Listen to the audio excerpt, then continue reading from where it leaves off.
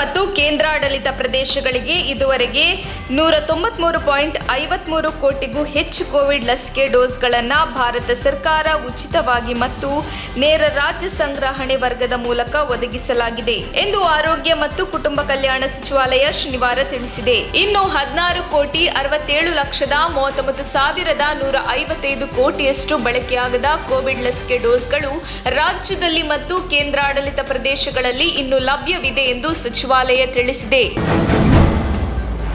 ಭ್ರಷ್ಟಾಚಾರ ಆರೋಪ ಹಿನ್ನೆಲೆಯಲ್ಲಿ ಬೆಂಗಳೂರು ಜಿಲ್ಲಾಧಿಕಾರಿ ಕಚೇರಿಯ ಮೇಲೆ ಎಸಿಬಿ ಅಧಿಕಾರಿಗಳು ದಿಢೀರ್ ದಾಳಿ ನಡೆಸಿದ್ದಾರೆ.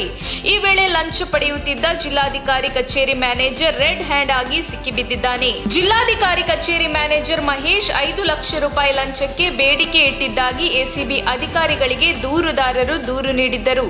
ಖಚಿತ ಮಾಹಿತಿ ಮೇರೆಗೆ ದಾಳಿ ನಡೆಸಿದ 6 ಜನ ಎಸಿಬಿ ಅಧಿಕಾರಿಗಳು ಮಹೇಶ್ ಎಂಬಾತನನ್ನು ಬಂಧಿಸಿದ್ದಾರೆ. ಭಾರತವನ್ನು ಕೇವಲ ಭೂಪ್ರದೇಶ ಎಂದಷ್ಟೇ ಭಾವಿಸಿರುವ ಬಿಜೆಪಿ ಮತ್ತು ಆರ್ಎಸ್ಎಸ್ ಧ್ರುವೀಕರಣದ ರಾಜಕೀಯ ಮಾಡುತ್ತಿದೆ ಎಂದು ಕಾಂಗ್ರೆಸ್ ನಾಯಕ ರಾಹುಲ್ ಗಾಂಧಿ ಆಕ್ರೋಶ ವ್ಯಕ್ತಪಡಿಸಿದ್ದಾರೆ.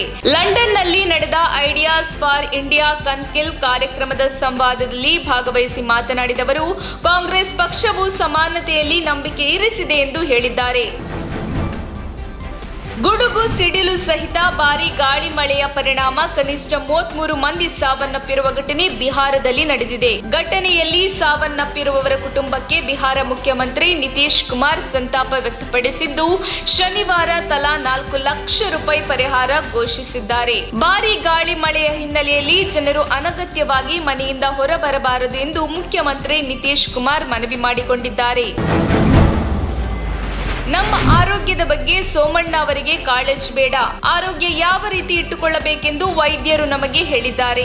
ಯೋಗ್ಯತೆ ಇದ್ರೆ ಬೆಂಗಳೂರು ನಗರದ ಆರೋಗ್ಯ ಸರಿಪಡಿಸಿ ಎಂದು ಮಾಜಿ ಮುಖ್ಯಮಂತ್ರಿ ಎಚ್.ಡಿ. ಕುಮಾರಸ್ವಾಮಿ ಅವರು ಸಚಿವ ವಿ. ಸೋಮಣ್ಣ ಅವರಿಗೆ ತಿರುಗೇಟು ನೀಡಿದ್ದಾರೆ.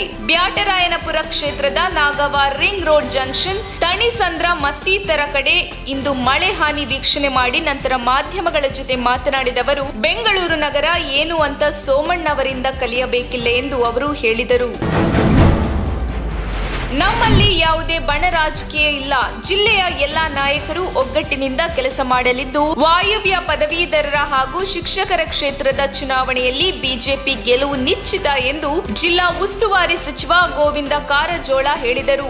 ನಗರದಲ್ಲಿ ಶನಿವಾರ ಸುದ್ದಿಗೋಷ್ಠಿಯಲ್ಲಿ ಮಾತನಾಡಿದ ಅವರು, ಎಲ್ಲಾ ಪಕ್ಷಗಳಲ್ಲಿ ವಿಷಯಾಧಾರಿತ ಭಿನ್ನಾಭಿಪ್ರಾಯ ಸಹಜ, ಆದರೆ ಬಣ ರಾಜಕೀಯವಿಲ್ಲ. ಜಾರಕಿಹೊಳಿ ಸಹೋದರರು ಸೇರಿ ಎಲ್ಲರೂ ಒಂದಾಗಿ ಚುನಾವಣೆ ಮಾಡುತ್ತೇವೆ. ಬಿಜೆಪಿ ಎಲ್ಲಾ ಚುನಾವಣೆಗಳನ್ನು ಗಂಭೀರವಾಗಿ ಪರಿಗಣಿಸಿದೆ ಎಂದರು. ಜಿಲ್ಲೆಯಲ್ಲಿ ನಿರಂತರ ಸುರಿದ ಭಾರೀ ಮಳೆಯಿಂದ ಜನ ಸಂಕಷ್ಟಕ್ಕೆ ಸಿಲುಕಿದ್ದು, ಉಸ್ತುವಾರಿ ಸಚಿವರು ಮಾತ್ರ ಜಿಲ್ಲೆಯ ಕಡೆ ಮುಖ ಮಾಡಿಲ್ಲ.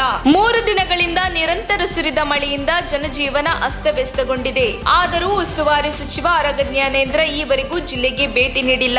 ಅಧಿಕಾರಿಗಳ ಸಭೆ ನಡೆಸಿ ಮಳೆ ಪರಿಸ್ಥಿತಿ ನಿರ್ವಹಣೆಗೆ ಸೂಚನೆ ನೀಡಿಲ್ಲ ಎನ್ನುವುದು ಜಿಲ್ಲಾ ಜನತೆಯ ಆಕ್ರೋಶಕ್ಕೆ ಕಾರಣವಾಗಿದೆ. ನಾಪತ್ತೆಯಾಗಿದ್ದ ವ್ಯಕ್ತಿ ಶವವಾಗಿ ಪತ್ತೆಯಾಗಿರುವ ಘಟನೆ ಜಿಲ್ಲೆಯ ಕುಣಿಗಲ್ ತಾಲೂಕಿನ ಹುಲಿಯೂರು ದುರ್ಗದಲ್ಲಿ ನಡೆದಿದೆ. ವ್ಯಕ್ತಿ ನಾಪತ್ತೆಯಾಗಿರುವ ಬಗ್ಗೆ ಬೆಂಗಳೂರಿನ ಸಿದ್ದಾಪುರ ಪೊಲೀಸ್ ಠಾಣೆಯಲ್ಲಿ ನಾಪತ್ತೆ ಪ್ರಕರಣ ದಾಖಲಾಗಿತ್ತು. ಅದೇ ವ್ಯಕ್ತಿಯ ಮೃತದೇಹ ಇಂದು ತುಮಕೂರು ಜಿಲ್ಲೆಯ ಕುಣಿಗಲ್ ತಾಲೂಕಿನ ಹುಲಿಯೂರು ದುರ್ಗ ಅರಣ್ಯ ಪ್ರದೇಶದಲ್ಲಿ ಪತ್ತೆಯಾಗಿದೆ.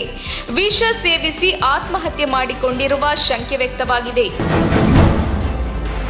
ಧಾರವಾಡದಲ್ಲಿ ಸಂಭವಿಸಿದ ಭೀಕರ ರಸ್ತೆ ಅಪಘಾತದಲ್ಲಿ ಮೃತರಾದವರ ಸಂಖ್ಯೆ 9ಕ್ಕೆ ಏರಿಕೆಯಾಗಿದೆ. ಧಾರವಾಡ ತಾಲೂಕಿನ ನಿಗದಿ ಗ್ರಾಮದ ಯುವಕನ ಮದುವೆ ನಿಶ್ಚಿತಾರ್ಥ ಕಾರ್ಯ ಮುಗಿಸಿ ತೆರಳುತ್ತಿದ್ದವರ ವಾಹನ ನಿನ್ನೆ ತಡರಾತ್ರಿ ಅಪಘಾತಕ್ಕೀಡಾಗಿದ್ದು, ಘಟನೆಯಲ್ಲಿ ಈವರೆಗೆ ಒಟ್ಟು 9 ಮಂದಿ ಸಾವನ್ನಪ್ಪಿದ್ದಾರೆ. ಮದುವೆಯ ಮನೆಯಲ್ಲಿ ಸ್ಮಶಾನ ಮೌನ ಆವರಿಸಿದ್ದು, ಮೃತರ ಕುಟುಂಬಸ್ಥರ ಆಕ್ರಂದನ ಮುಗಿಲು ಮುಟ್ಟಿದೆ.